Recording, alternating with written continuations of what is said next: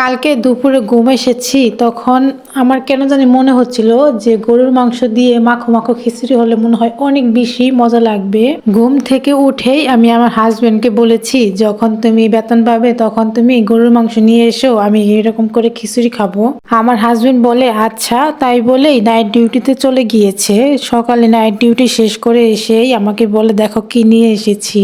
আমি তখন বুঝতে পারিনি যে গরুর মাংসটা নিয়ে এসেছে। আমি কেমন যেন পলিথিনটা না খুলেই আমি ভাবতেছি এগুলা কি, এগুলো হয়তো দই বা অন্য কিছু, মানে এইভাবে নাকটা দেখে শুনতেছিলাম।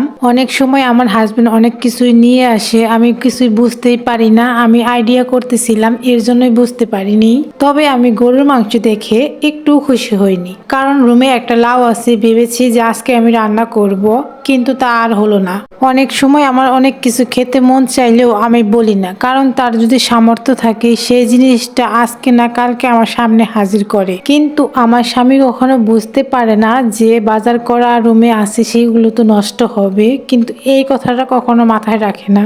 আমি খুব হিসাব করে চলতে চাই, কিন্তু আমার হাজবেন্ড কখনো সেইভাবে চলতে চায় না, যার জন্য আমার বেশি রাগ হয়। অনেক রাগও হচ্ছিল, তবে কি করা, রান্না করতেছিলাম আর আমি অনেক বেশি হিসাব করে চলতে চাই, একটু চেষ্টা করি। 1 কেজি গরুর মাংস আমি 4 ভাগ করে রেখেছি, 1 ভাগ দিয়ে খিচুড়ি রান্না করতেছিলাম। থাক, আর রাগ করে কি করব, কারণ আমি যা বলি তার সামর্থ্য থাকলে সেই জিনিসটাই আমার সামনে নিয়ে আসে, এবং কি আমি অনেক সময় বলিও না।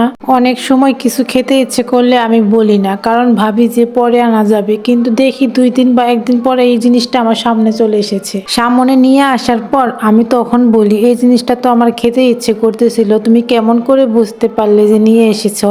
তখন বলে আমি জানি টাকা খরচ হবে বলে তুমি অনেক কিছুই আমাকে বলো না, আর আমি কিসের স্বামী যদি তোমার মনের কথাই বুঝতে না পারি। সত্যি বলতে আমি তখন অনেক বেশি খুশি হয়ে যাই, যেগুলো আমি বলি না সেইগুলো যখন আমার সামনে চলে আসে। অনেক তো কথা বলতেছিলাম, বলার সাথে সাথে আমার অনেকটাই খিচুড়ি রান্না হয়ে গিয়েছে। যেমন আমি মাংসটা কষিয়ে চালটাও কষাচ্ছি। এখন কেন জানি আমি অনেক বেশি কিছু রান্না করতে পারি না, তাহলে ভালো হয় না। আমি সব সময় কম কম রান্না করি, 2 জন মানুষের জন্যই। চালটা দিয়ে আমি বেশিক্ষণ কষাতেই পারিনি, চালটা নিচে পুড়ে গিয়েছে, লেগে ধরেছে, কি আর করব। পাতিলটা আবার পরিষ্কার করে দিচ্ছিলাম। ভুলটা আমার হয়েছে, কারণ আমি চুলায় বসিয়ে দিয়ে ভাবিদের সাথে গল্প করতেছিলাম, যার জন্য চুলায় লেগে গিয়েছিল।